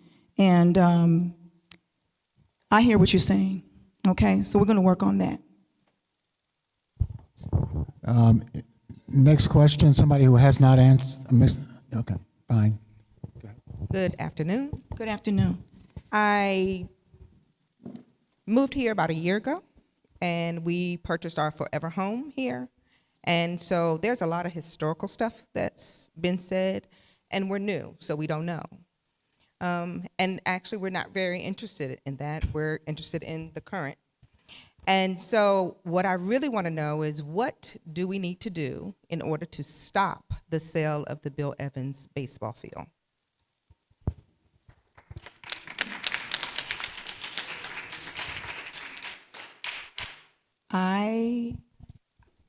We can talk about it. This was BIDA sold the field, and you and I, we have talked about this, and we knew when it was going to BIDA, and that was the community showed up, and as many people expressed how they felt to that. I think people did express to maybe some BIDA members as well, but I think what we have here is we have a public that is engaged for the first time in the history of the city of College Park. There are things that have been going on, business as usual, for 133 years. And we decided, and my hat goes off to you. I mean, we're dealing with growing pains. I'm dealing with growing pains. I was involved in this city for 7 years before I ran for office, okay? And so this is the way, John Duke, are you still here? What happened how did we end up with the GICC Gateway Arena? Did we just wake up one morning and somebody had decided that that's what's going to happen? Am I right? Did the community input happen? This is the way things have been going in this city. We got to fix, and some of them, and I'm not saying it's illegal. There are some state laws. When it comes to executive, I've got to go back to executive session. There is never going to be a time that what goes on in executive session is going to be shared with you before executive session, the community. Real estate is always going to be handled. The sale of real estate is always going to be handled that way. The community is always going to find out after the fact. And if you want to change the law, we got to go all the way to the state and maybe the federal government for some of these things. And I mean, I'm not happy about it, because it puts me in a pickle as your representative, because there's things that I'd like to talk to you about that I can't talk to you about. I need your input on certain things. And if you notice the decisions that people have issues with that I've made, it was because they were made without me getting community input. When I have community rock climbing wall, there was no, I'll talk about a couple of things because we're almost out of time. The rock climbing wall, there was never a vote to take down the rock climbing wall. But there was a vote that said $60,000 would be put into doing an investigation on the wall, and the city manager would be empowered to do whatever he wanted to do. And people read into that he can tear it down. But he's sitting here right now. I wasn't there. I left that night. I was sick. Didn't get to vote on that. City manager, I called him the next day. I said, I know I'm just one of 5, but I'm pleading and begging with you, do not do anything that involves taking that wall down. Just go and get the investigation done. Did I not say that to you? Because Jeff and I were getting ready to go out of town. And I was like, do not let me come back here to College Park and find out. And then the other thing, I was willing to have it put in our ward. Y'all don't want it, Tracy Wilder-Beck? My folks want it. Find a way. Kai Leitner and I talked many times. What can we? I said, Kai, I'm going to fight for it. And so then Roderick Day got on board. I had a motion in a second. It was a done deal. And now the rock climbing wall stays, and the $60,000 that was all allocated is for future programming and whatever we need to do. And y'all need to give yourselves a hand for that. Because that was community input. That was community input at its finest. And it was, you were able to. But the battery storage facility, that was added on the agenda. And I'm going to talk about it. I've talked to you all about it again before, but I guess people have maybe not remembered what I said or maybe didn't get through the community. That was added to the agenda. And the only thing I had to go on was that my predecessor championed that all the way to the point that I had knocked down drag-outs with him. Yes, I was against it in 2021. And when it came back up on the agenda in 2023, I called Ambrose Clay and I said, I can't believe you all are doing this again. Ambrose, as he was, you know, Ambrose will talk to you for 45 minutes over something that takes 3 minutes. And we talked for an hour and a half. And he gave me all the particulars of why this was a good project. And I was the only person in Ward 1 that had ever spoken against this, aside from Audrey Wilson.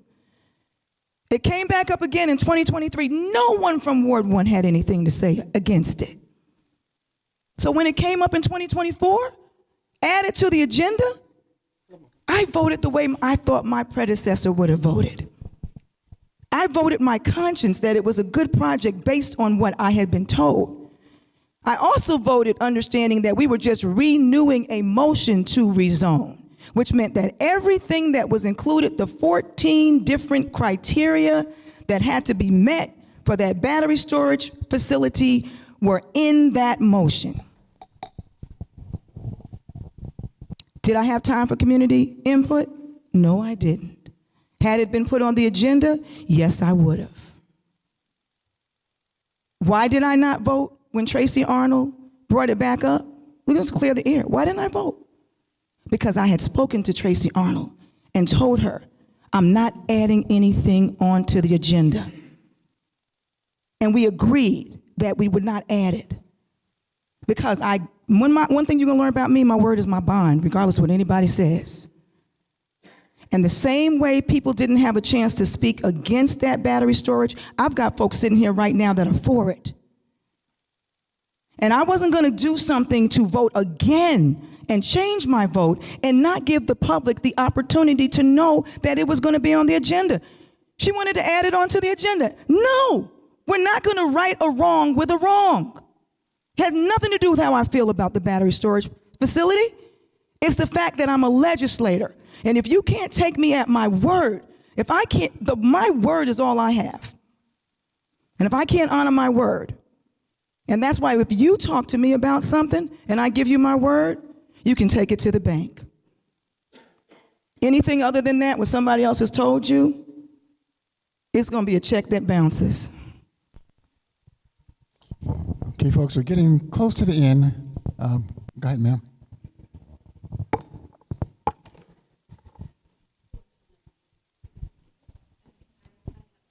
Can't hear you, Sakina. I can't hear you. I live near the airport. Can you just speak into the mic, please? Thank you, love.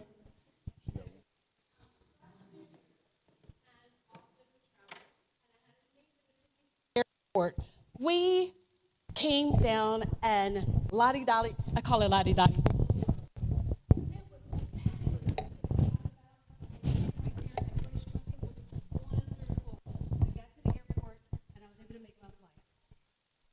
Again, I picked a neighbor up from the airport, and I truly needed gas, but I wanted to be on time. So I picked the person up, but it was imperative that I get gas, and I stopped at the racetrack. It was fantastic to get gas and come back through Lottie-Dolly Boulevard home. We have these infrastructures, these roads, and these roundabouts, but we're not using it. I would love to see us use that. I also would like to know what's going on with the bridge that's coming across Camp Creek? I'm going to turn that over to staff.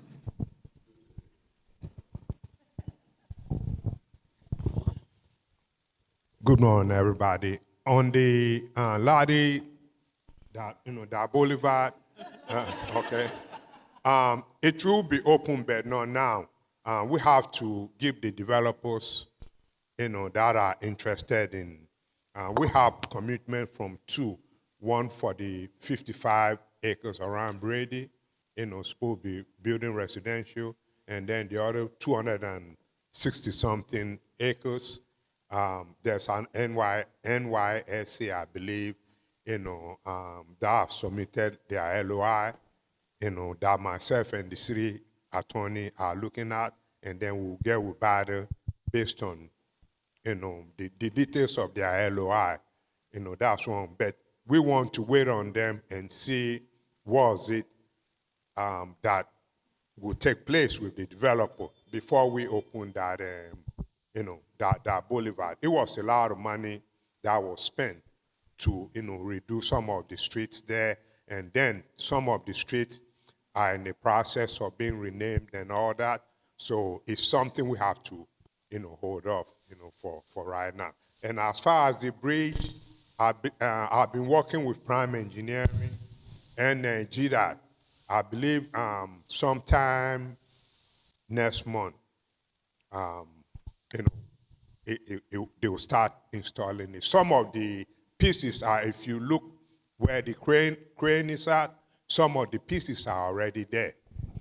Okay, so sometime in September, a notice, at least 2 weeks notice will be given before Camp Creek is closed. We cannot close Camp Creek during the day because of some ordinance by GDOT. It has to be closed at night. So it's a 2-weekend project, to erect the bridge. So sometime in September, but all the residents and citizens and travelers will get minimum of 2 weeks for them to know, and then a detour sign will be put in place for those 2 weekends. Okay, thank you. That's going to be a great project. Okay, folks, we're kind of getting close to the end. Are there any more questions? Just 1 second, sir. We want to try to get first timers, and then we'll come back to folks who have. Yeah, I know. Go ahead, sir. Go ahead. To first of all, give praise for our wonderful councilwoman. Our sister has been sitting in the seat for a few months, who have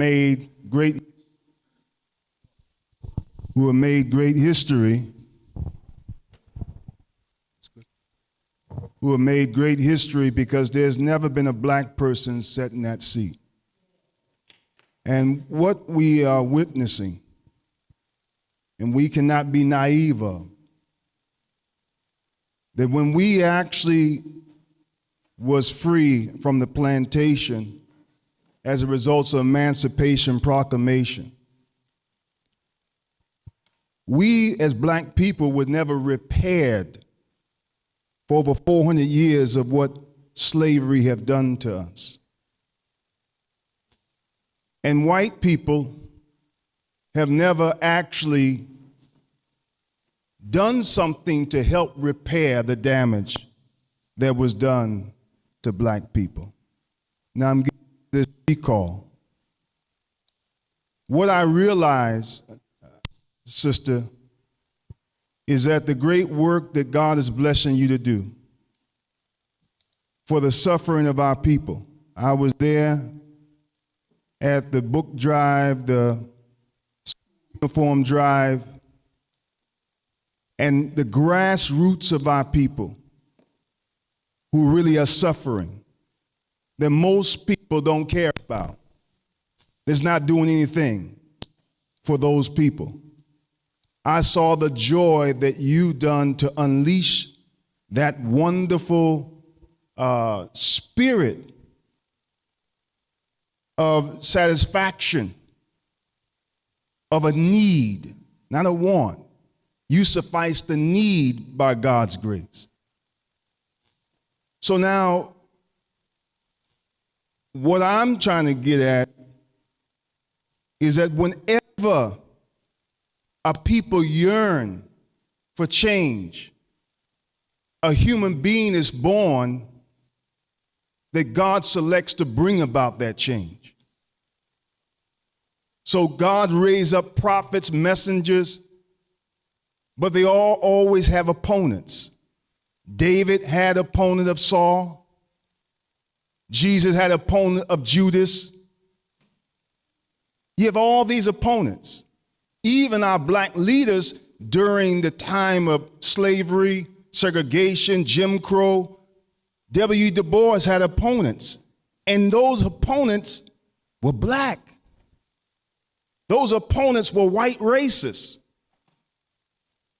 And those opponents that the prophets of God had, it parallels with your opponents. The ones who actually, like Dr. King, W. Du Bois, Malcolm X, all these black leaders who yearn to bring about change as you yearn to bring about change in the city of College Park. Expect hypocrites who say they want good for the community to rise up against you. Because Harriet Tubman said, I could have freed 1,000 slaves, only if they knew they were slaves. So the ones who are spearheading the recall for our sister who's doing a great work, don't leave a stone unturned. But those who actually know that she's doing a good job, we should fight that insidious force. Because she loves, and you can feel the spirit of love and sincerity in Councilwoman McKenzie. But don't let this plantation mentality, these white racists, Sir. Or I'm about to close. I'm about to close. Or those who are house Negroes who want to keep the plantation alive. I appreciate your comments, but again, we needed a question. Do you have a question for the councilwoman? No, I'm addressing the recall. I understand, but this was a Q&A. I appreciate your comments, and everybody wants to have opinions, but this was a Q&A, and we just want people to have questions. Anybody else have a question? We just want to make sure that everyone has an opportunity to have a question. Okay, does anyone new have a question? We said earlier we would go around and get everybody who had a question. Okay, I'm sorry, ma'am, you had a question? Go ahead, ma'am.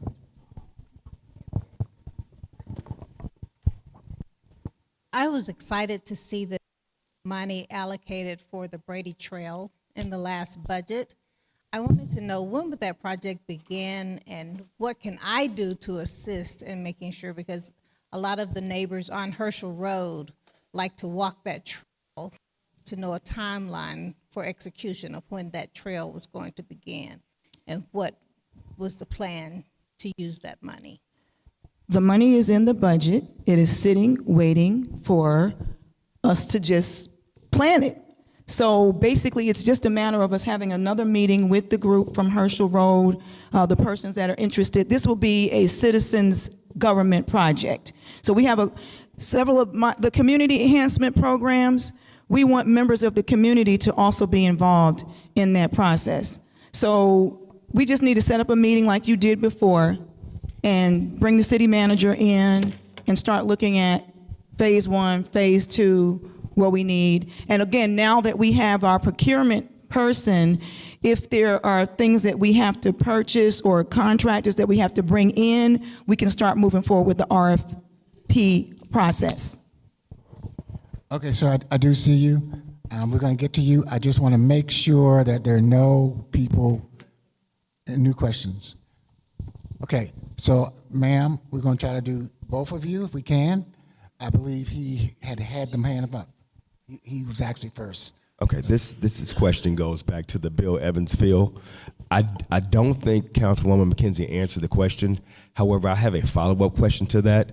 In the purchase and sale agreement, after it was transferred over to BIDA, and I believe Tracy Wyatt is the chairman. He's supposed to sign the purchase and sale agreement. Why was it signed by the interim city manager? As far as I know, he has no authority to sign a purchase and sale agreement that's been transferred to BIDA. That lies with Tracy Wyatt. Okay, this is limited knowledge, and the city manager, and he's here.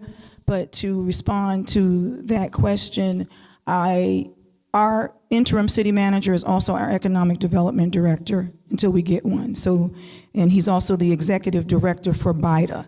So our economic development director also serves as the the BIDA director.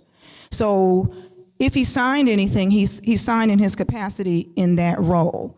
But what my understanding is that the interim city manager did not sign the purchase sale agreement, but he went in, he did a negotiation, because it is not, if he had signed it, it would have been sold. I have a copy of it. No, I've seen the copy of the document you're referring to, but that was not a legal document. That was a negotiation document. That's not the, okay, city interim. Purchase and sale agreement on the top. What I signed was in the PSA, was a negotiation. I was asked by BIDA to negotiate with Creed Development, and that's what I did. There were some terms that was agreed upon. That's what I did. Okay. Since then, the vice chair for BIDA has signed the PSA. Creed has signed the PSA. Okay. I did not sign the PSA. I signed an agreement. And as I always say, don't listen to what people say. You know, you're a lawyer, and you know everything is black and white. You can go by gray area.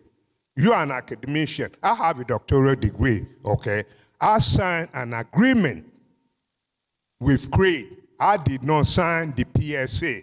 The PSA was signed by the vice chair and Creed Development. Is there any particular reason why Tracy Wyatt didn't sign the agreement?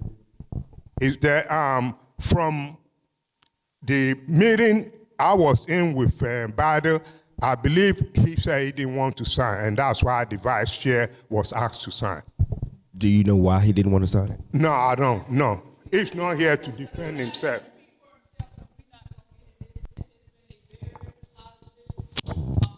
Okay. Yeah. We have the lady. Is there anyone else that? I'm going to be quick. Okay, go ahead. Last question. Thank you so much for entertaining my question again. You heard earlier there was a lady here that spoke about her business on Harvard. I happened upon it on yesterday. It's a bakery. Yes. And I was just thinking, I said, why didn't I know about it? And she's been here, I think, about a month or so. And my question is, do we have anything in place, any mechanism, any process by which the community, the city, we can know about different businesses when they come, so that we can support them and we can keep these businesses here? I brought her a card. I was going to talk about it today because I got into good trouble yesterday with that black dark chocolate vegan cake. And I'm thinking, I know you all want to know about this. I don't have to go to the Grant Park area. We have a bakery right here in College Park, and I didn't know anything about it. So what do we do, or what does the council have in place to promote new businesses when they come to the city so that we can keep our dollars here and support? We have a plan, and Mr. Marks is a part of that plan. What we are doing now, we have brought on an outside public relations firm, and part of their responsibility will be to look at our entire media situation, how we get news out, every aspect of how we communicate to the public. So I've heard your voice on that. I've heard your voices on that, and we are working on that. And that's why this is Mr. Mark's third day contracted with the city of College Park, and he has a team of people. Thank you. Did I see one hand back there? We may have one more. Okay. If there's nobody else, we'll end the Q&A. I just want to say to the whole group of people here, again, I congratulate you on coming out here. This is amazing. And I congratulate you on the model of decorum you all have exhibited. I know a lot of people have different opinions here, but you have shown collectively what democracy looks like in this country. And I ask you all to give yourselves a big round of applause because you just did a great job.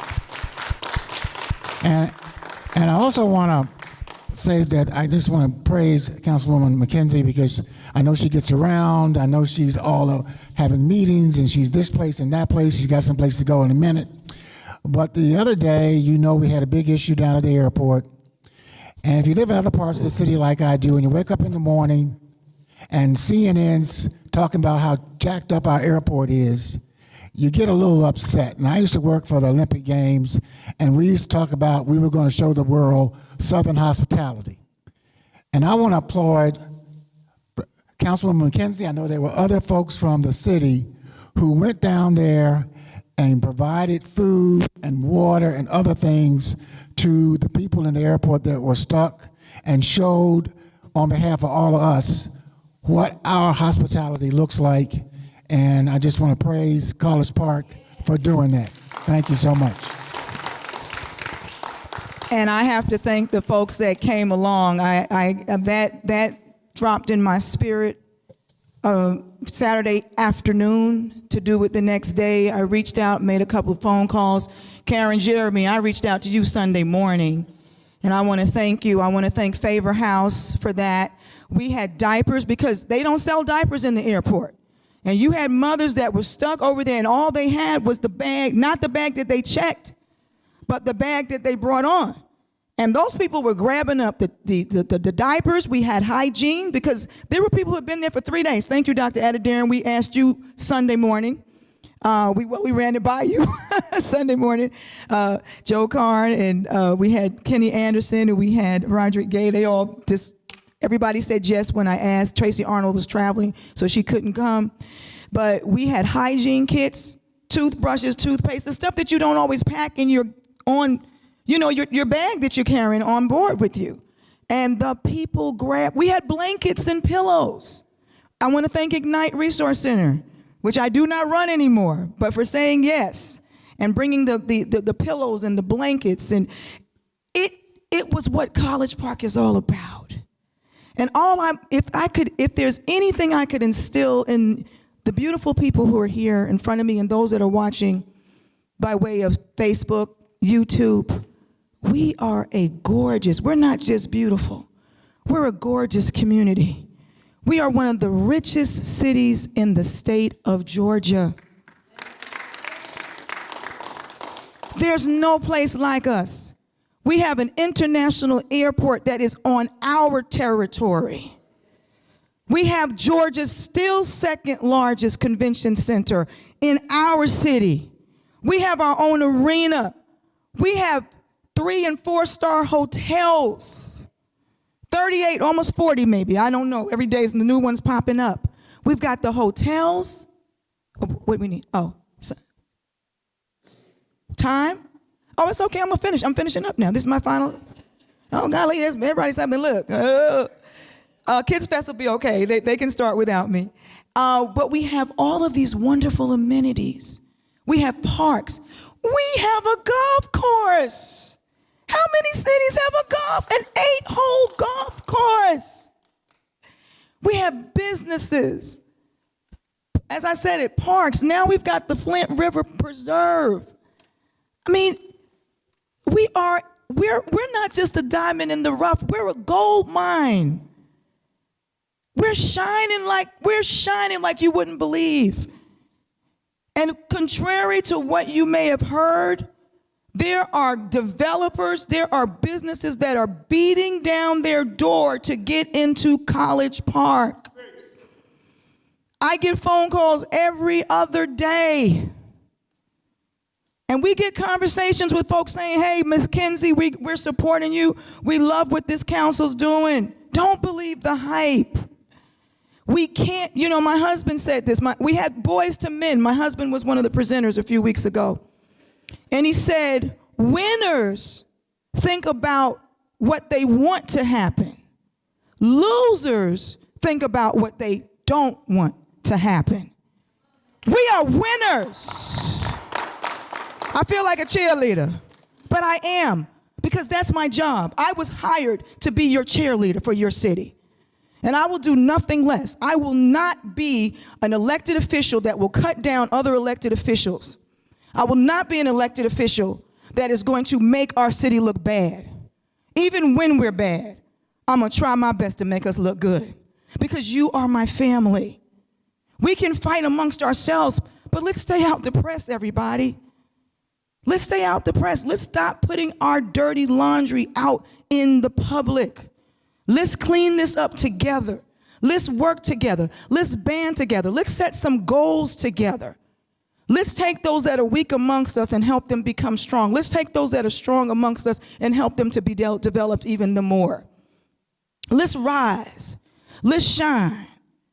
Let's show the world who College Park is. Because there ain't too many cities in Georgia that got a $200 million budget.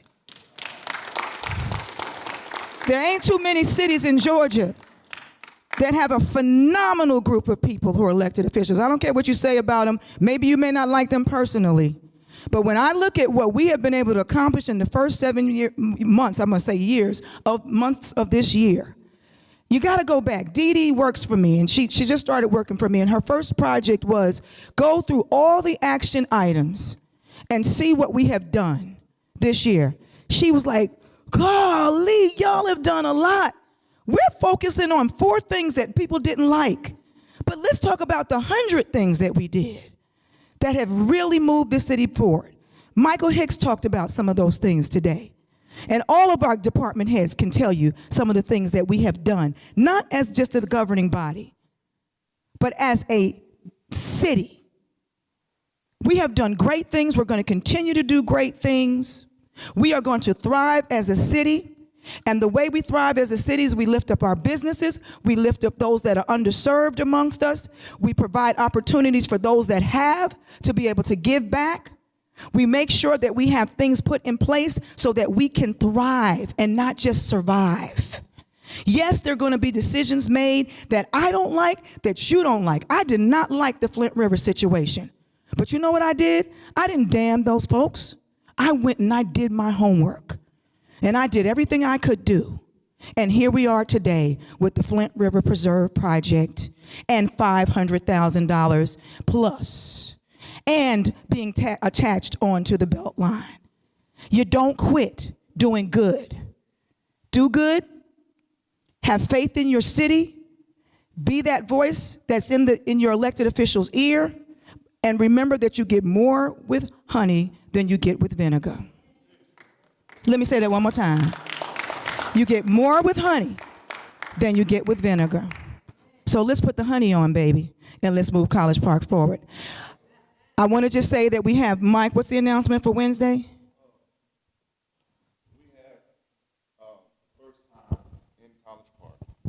We will be having training for all of the people appointed to boards like planning, zoning, and everything. We've never had that. I don't think we've ever had that in College Park. And that was kind of spearheaded by Ms. Tina Hill, who couldn't be here. But just to let you all know, you have people on these organizations for 3 or 4 years who've never been trained to do this. So to have that is huge. So I'm just letting you all know it's not open to the public, but y'all can come and cheer us out. Look at Julie. Julie, come bring me some Chick-fil-A. On Wednesday, it'll be from 9 to 4. But I just want y'all to know, you know, this is something huge, and it's going to help the city move in a positive direction. Thank you. Kids Fest is going on from 12 to 4 today. Tell a neighbor, tell a friend. Tuesday, we're having National Night Out, okay? 5:30, Chief. 6 o'clock. Okay, but you know we're gonna be there at 5:30 because we just like to be early.